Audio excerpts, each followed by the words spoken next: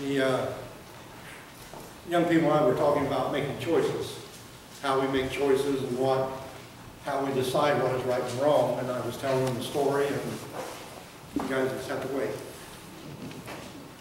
2 Corinthians chapter, or 2 Chronicles, if I can talk to you, I can almost see you.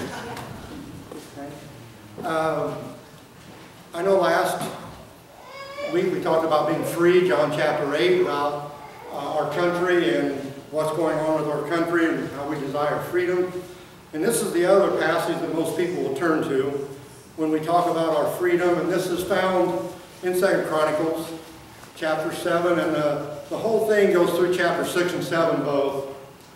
The dedication of the temple with Solomon is what this is about. And when God asked Solomon what he wanted above all other things, what did Solomon say? Wisdom. Okay? However, he didn't really live it that way.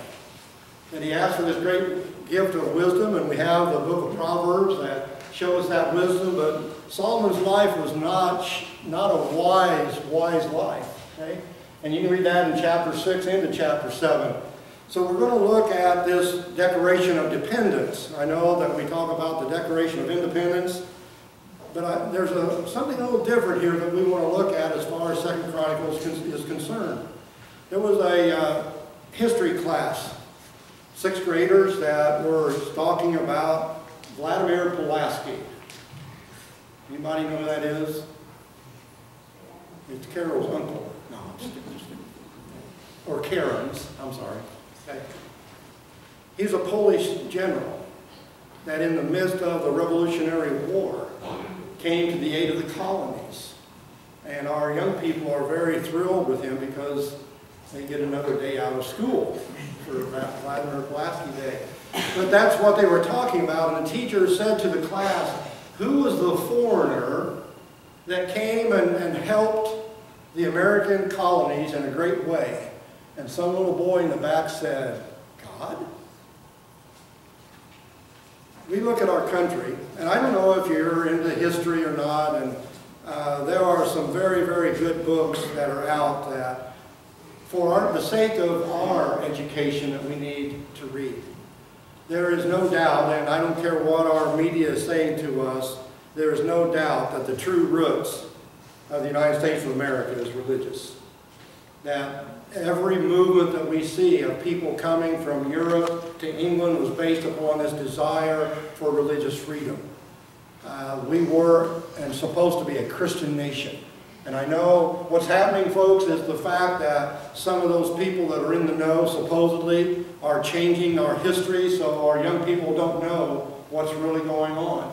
And no matter what you think, as far as political views are concerned, one of the things that I appreciate very much is a gentleman named Glenn Beck that has done a lot of work on the history of this nation and what this nation is all about. Okay? I'm not referring to his political views at all, but I've seen a couple of specials that he has put on that are just basically about the religious leaders of country leaders of this nation. And there is no doubt, as you read this and you see and you study what's happening, that there was very unique experience as far as this country being established. Our history is unlike any other. One of the things I would look at would be the great genius that these men used to establish the Constitution. I mean, this is amazing if you just read it. Okay?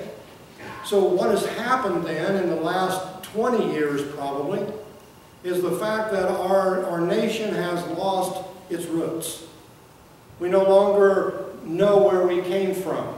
We are being told things that are not true, and we just accept that. And because of that, we're losing our purpose. We're ignorant of our history, and I don't mean that in a critical way. We don't know what the history of our country is. Now, we might, but ask our children. Okay? I think I've shared this with you before, that most of our school curriculum is written in the state of Texas.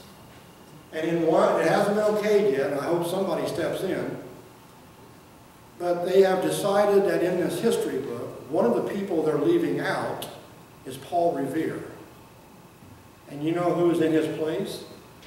Oprah Winfrey. Okay? This is what's going on. See, if we can keep the truth from our children, then we won't have to battle what's going on, see.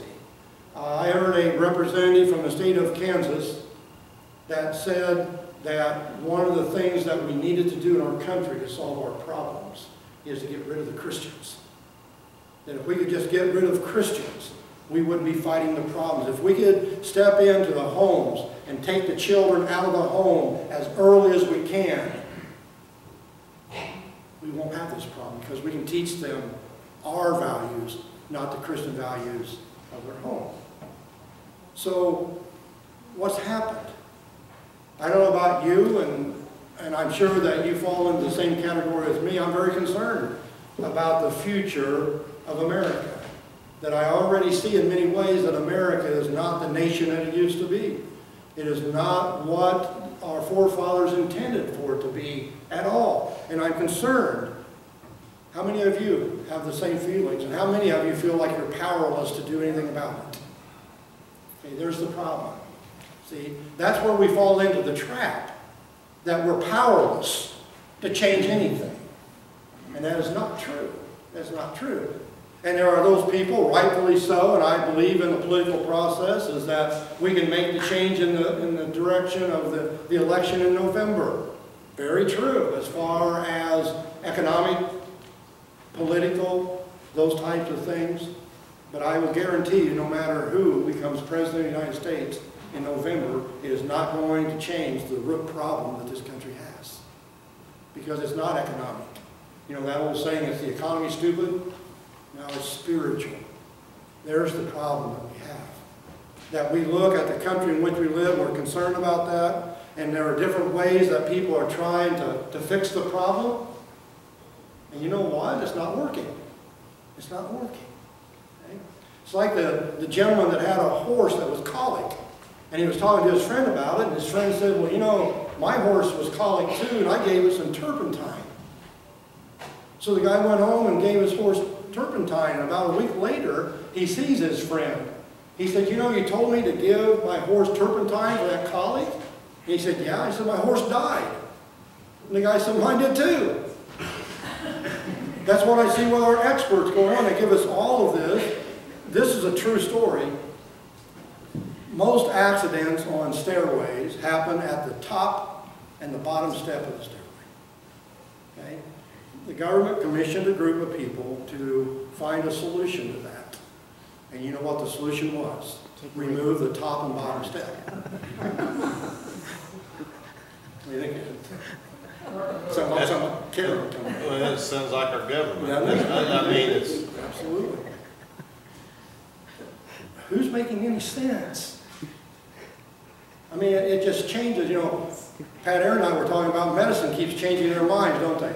Of what to do and what to take, and this is okay, and now all at once it's not. And we're just confused. We don't know where to turn to as far as these problems.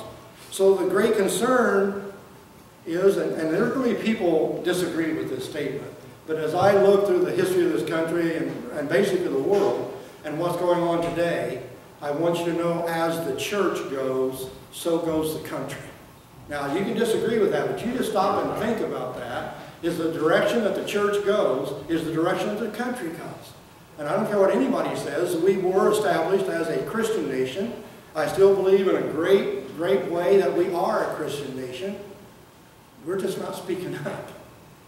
We're just not taking our stand. We're just not having the statement that we need to make to the world. So we're going to look at this morning. I was at the bank the other day, and that was after Obamacare was found constitutional. And one of the clerks says, Joe, where is this country headed? And my answer was, to an end. This whole world is headed to an end. That one day God is going to look down and say, that's enough. That's enough. Okay? Now, the question is, where are we going to be at that time? Are we going to be His church? You know, the similarities between Jeremiah chapter 5 and basically Jeremiah and our country now, it is amazing at times. That Judah was falling apart. They're going to be taken into captivity into Babylon. And God says to Jeremiah, You go out and you find one godly person, and I will save the whole nation for that person. And he goes out, and you know what? He can't find one. And the nation falls. So if God looks down and says, you find one faithful church in all the United States, and I'll spare the whole nation for the sake of that one church, would he find one here? That's the question that we have to answer. We have wandered away from God, have we not? As a nation, as a church, as Christians, we have wandered away from God. There's a lot of reasons that's happening, and I'm not being critical. We all struggle with the influences that are there, all these things that are in our way, the sin that we decide it can remain in our lives, the life in general, just all the stuff that we go through. We have wandered away. So what's going to happen here is kind of like the Martians. You believe in Martians, Adam? Okay. You're the only one. They're looking down and watching the people of the earth. And their friends come out and says, what are you doing? He said, well, just watching those earthlings go around and keep going. And they said, where are they going? And no, nowhere, just going. And that's what it seems to be in our world today, doesn't it? There's no direction. There's no purpose. So what are we supposed to do here? Well, in 2 Chronicles here, it's going to be in verses 11 through 22, actually. But we're going to focus on verse 14 as the crux of the message. But at the beginning in verse 13, we are going to see the reality of God's discipline. And God is waiting for his people to come back to him. We look at what's going on in our world. We look at what's going on in our country, in our state, in our county, in our homes, in our lives. But one of the things that we have to keep in mind through all of this, folks, is that God is in control of all of this. Okay? The situation in which we see ourselves in today, whether you want to look at nationally or personally, is that God has allowed this to happen. Okay? I am absolutely certain that God has ordained that Barack Obama be the President of the United States at this time. Good, bad, in between, I'm not going to get into that. You're going to have to decide that with your political views, and I have kind of set political views to the side. But whatever is going on here is totally beyond our ability to fix. Correct? Do you agree with that? I mean, I don't know. You know, I'm all behind anyone that becomes president, but I don't see how one guy is going to change what we see going on, because it's much deeper than that. Okay? So when we look around our country, we see that we have strayed away from God, that we are sacrificing the commandments that God has given us. Could this be exactly what God wants? Is he calling us? Is he disciplining us, trying to see how we will respond to what's going on around us? And we as Americans have responded exactly the way we always do. How's that? We gripe and complain. And we just are so upset. Now, I don't know, we're not going to try a solution here, but we just want to argue. We want to complain. We moan and groan about what's going on around us. Folks, in this passage that I have just shared with you, and we're going to read here in verse 14, God tells us exactly what to do to change the whole situation. It's simple. It's very plain that he tells us what to do here.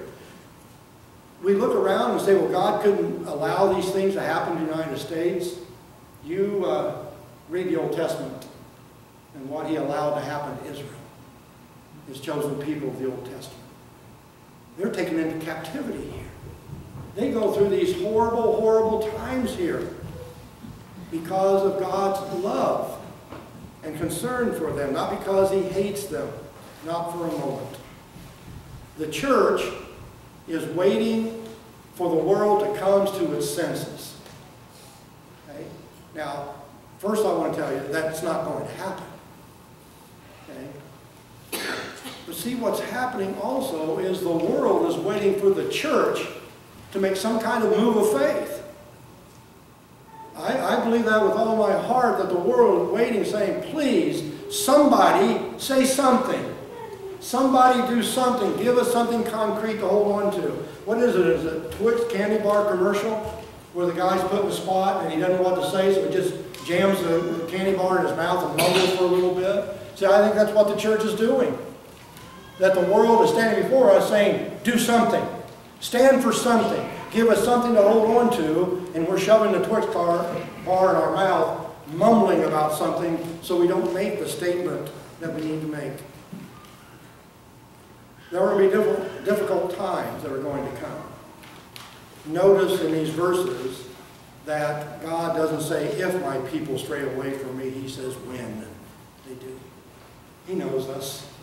He understands us, that we are going to drift away. And he knows that's going to happen. So as we are met together here, I don't know how many people there are here today. How could we possibly make a difference in what's going on in the world? Using God's Word.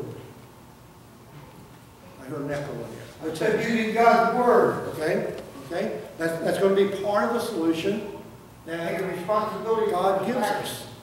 He tells us exactly what to do. It's not like we can sit there saying, I have no idea what we're supposed to do here. He tells me exactly what I'm supposed to be doing here. God is waiting for his people to come back to him. And God's people can make a difference. They will make a difference if we will decide to be God's people. Again, Jeremiah.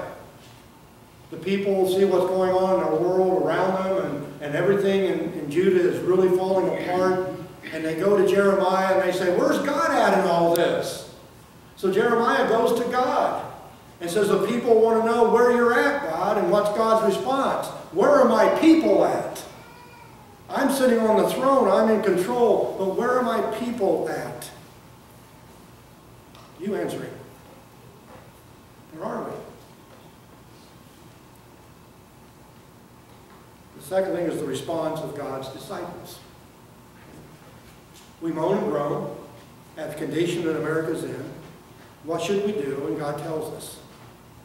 We want the world to change, don't we?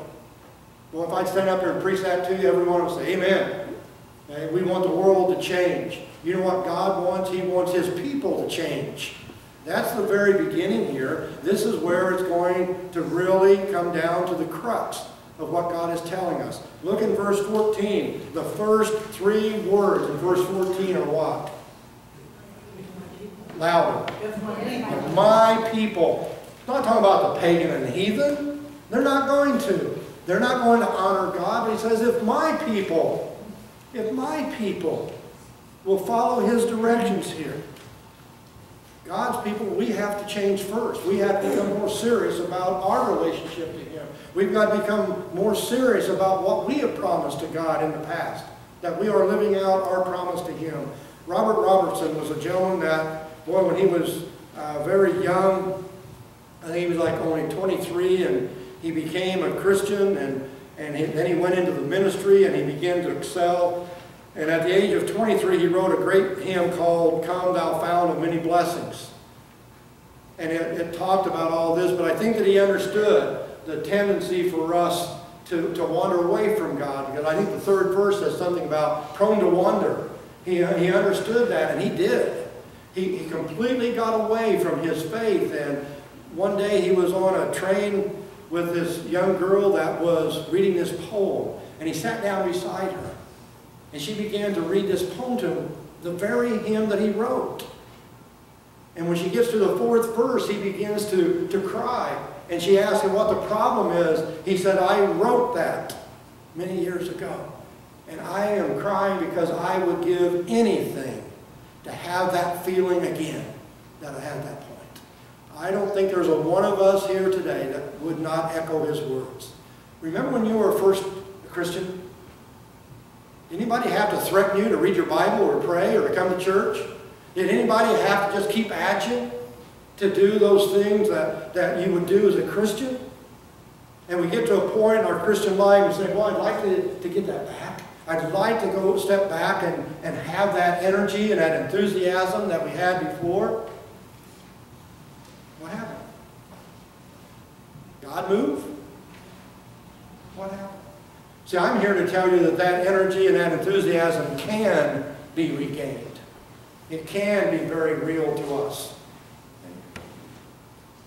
There's an older guy and his wife, been married many, many years, and they're driving down the road and not much is being said. And the wife turns to her husband and says, "You remember when we were both 18? Yeah. Do you remember when we used to drive down the road and I'd be sitting right next to you? Yeah. What happened?" And he said, "I'm still sitting where I was at." We moved. God didn't. He hasn't strayed away. He's exactly where he has always been. We're the ones that very, very slowly, many times unaware, have just drifted away. And then all at once we find ourselves away from God. It's the old boiling frog. You know, how many of you took high school science? Right? Did you ever do the frog test where you would put a frog in a cold pan of water and turn the heat all the way up? What would the frog do? Jump out. But if you took that same frog in that same pan that was cold and just barely turn it up little by little, that he would just sit there and just boil away to oblivion. He wasn't aware of the changing circumstance, the heat being turned up. I believe it's the same thing with us in our Christian life. There's times we're not even aware that we were drifting away. Didn't realize that we have drifted away, but we have. And God is there warning to see how we're going to change. In Revelation chapter 2, the church of Ephesus, they were right as rain in their doctrine, and they knew everything right and wrong. Do you remember what Jesus said to them? You have left your first love. You're missing the whole point. Yeah, boy, you've got your doctrine down just exactly perfect, but you've left your first love, that God is no longer. And that word there is completed in the original language. It's not leaving, you left. You're still sitting in the church building every Sunday. You're still going through the church service, but you've left God. Your love for God is no longer there. I think about John chapter 5 when Jesus is speaking to the Pharisees. He goes up to the chief Pharisee, and you remember what he says? You don't have the love of God in your heart. We can just drift away and not really realize that is what has happened. The world will not look to God until his people do. It's that simple. People are not going to get excited about faith in God until his people are excited about their faith in God. That when we decide, there are 4 things that God tells them to do here. If my people will what? Humble themselves. The second thing is pray. Then seek my face and repent. Those 4 things. Then he said, I will what? Forgive your sin and heal your land. That's simple. There's no great involved thing here. If my people who are called by my name will humble themselves and pray and seek my face and turn from the wicked ways, then I will hear from heaven, I will forgive their sin and heal their land. How many of you would like to see our country changed? There you go. Church is over. Is it raining? Yes, my scooter's out Hallelujah. there getting wet. My scooter's out there getting wet. However, I will not take credit for it. I rode my scooter, it's out there getting Who was wet. it the other day asked me about all this? I told him I'm in sales, not management. Well, man. That's why it's raining, because Patty left her. If I thought it was rain, I would have left Yeah. her there. I thought it was raining, that's what The deal. It's pouring. The world is not going to look I don't know what's to God until we do. You see, what happens is that which is subnormal becomes normal, so normal becomes abnormal. Why does he have to tell us to do those things? We should be doing them in the first place, right? That if I will humble myself, and I will pray to God, and I will seek his face, and I will turn from my wicked ways, then I have done everything that I can do to change America, and it will. And it will.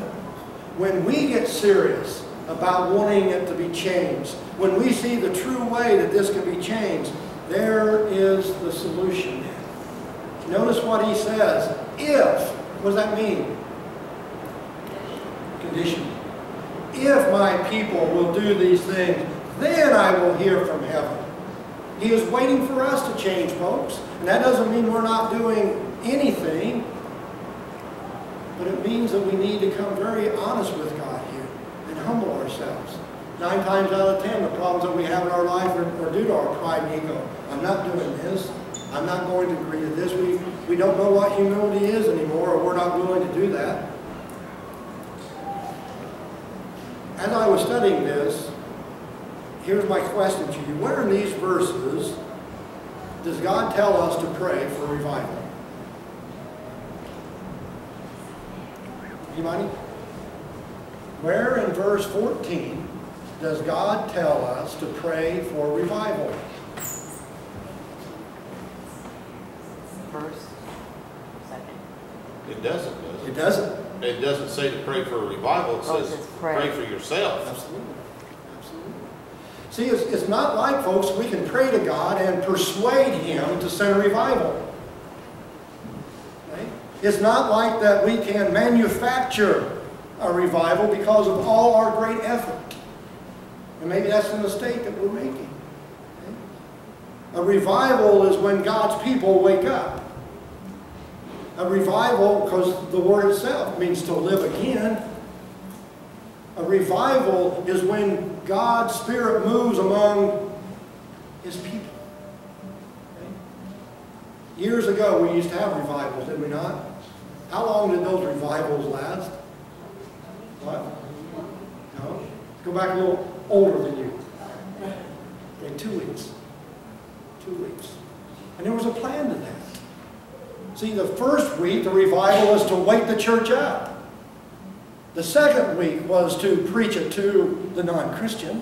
That's what this is all about. So finally, Ed, we decided not to prepare ourselves. We'll just go evangelize.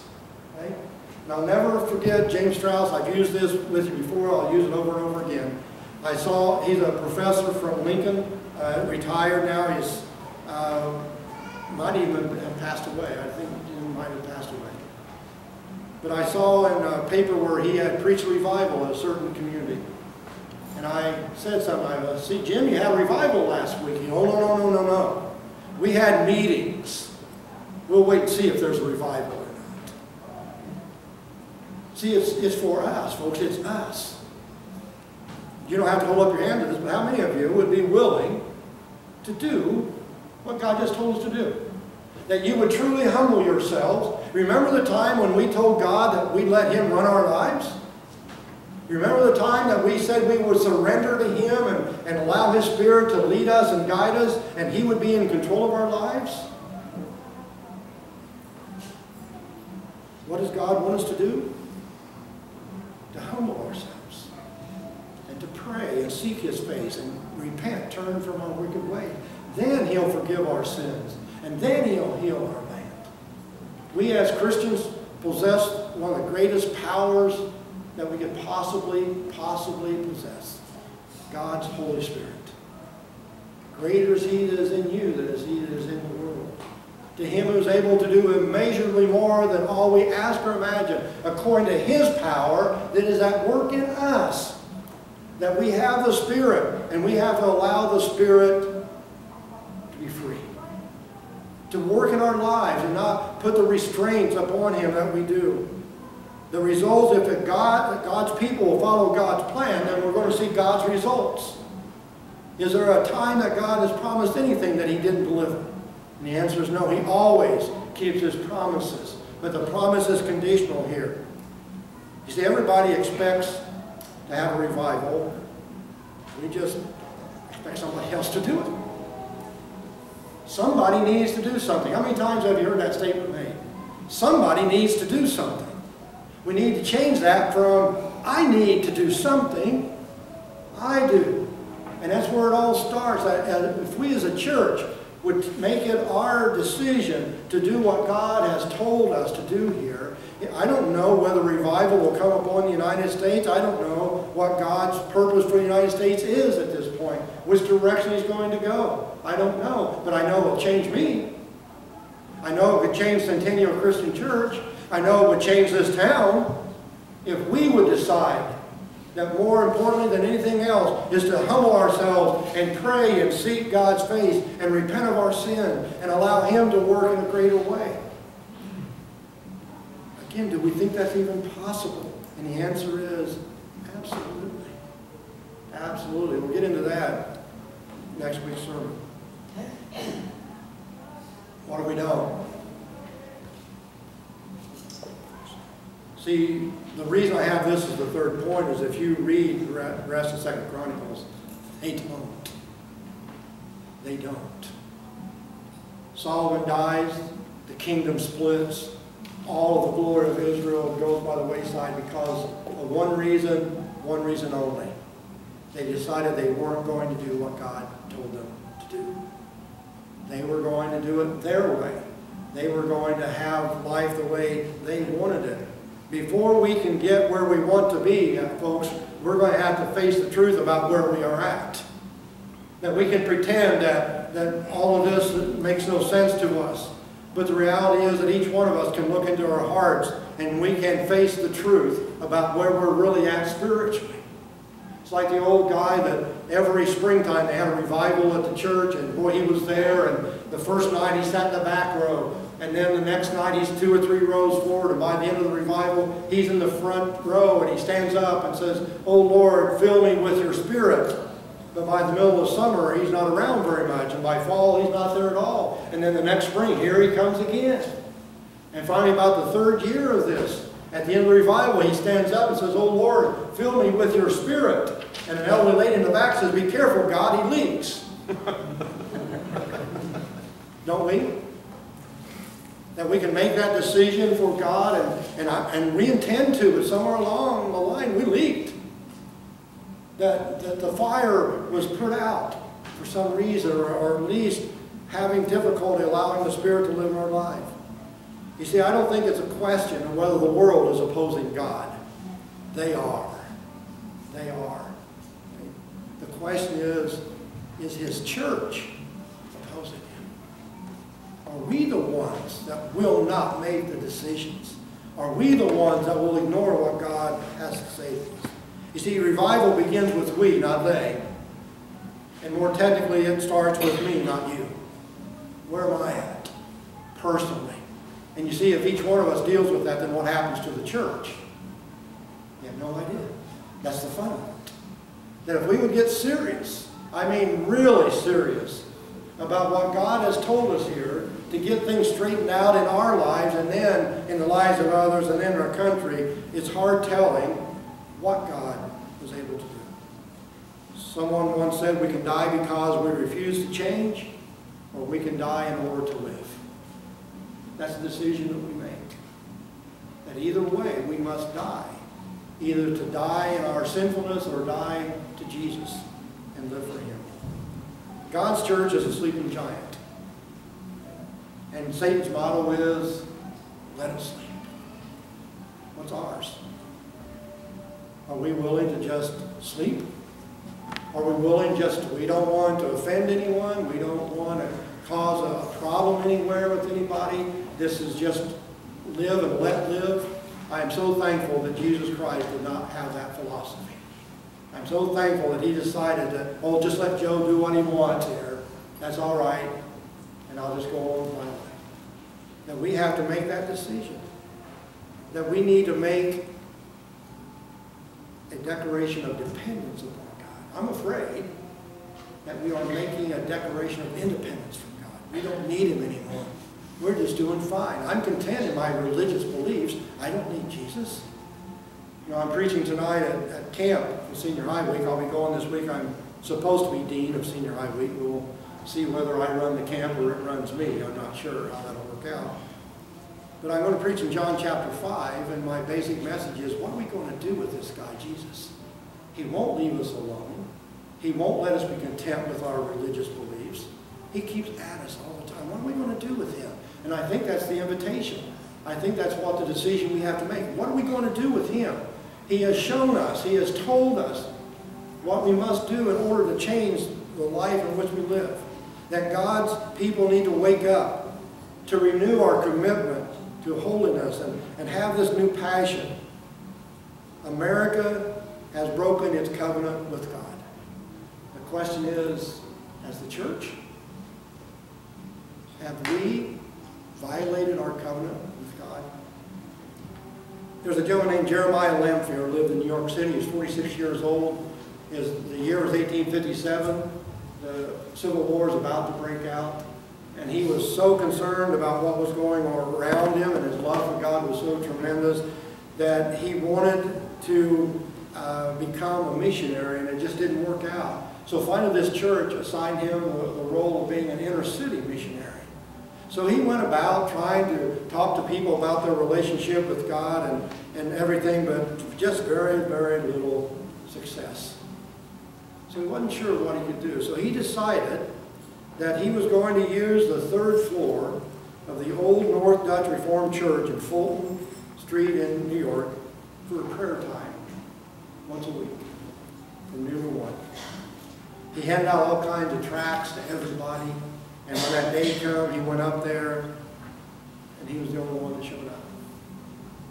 At about 12:30, there was 4 or 5 people that showed up, and they prayed for the next half hour. The next week, there was 30 or 40 that showed up, and they prayed for an hour. The next week, there were several ministers that showed up. Excuse me. He said they'd like to get something started like that in their church.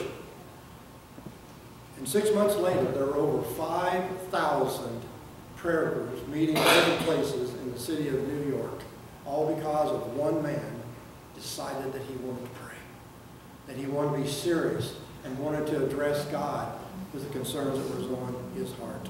By 1859, between 15 and 20,000 cities in the United States of America were having these prayer groups. And President Franklin Pierce attended one in Washington, D.C. every Wednesday.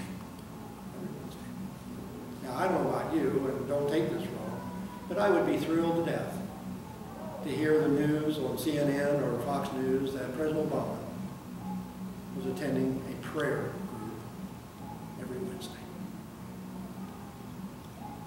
One person. That's all it took. Jeremiah Lamphere was not an educated man. He just loved God. And he decided he was going to start praying. And look what happened. Look what happened. What if we decided that? What if we decided that we were going to humble ourselves and pray and seek God's face and turn from our wicked ways and repent and decide to be his people, to allow him to work in our lives? I wonder, what would happen? I know. Let's try it and see. Let's try it and see. Our hymn of invitation this morning is I Surrender All, and that's the only way it's going to happen, is that we give our hearts to him, that we surrender ourselves to him, that we might be his people, that he can work in our lives the way that he desires. Let's stand together.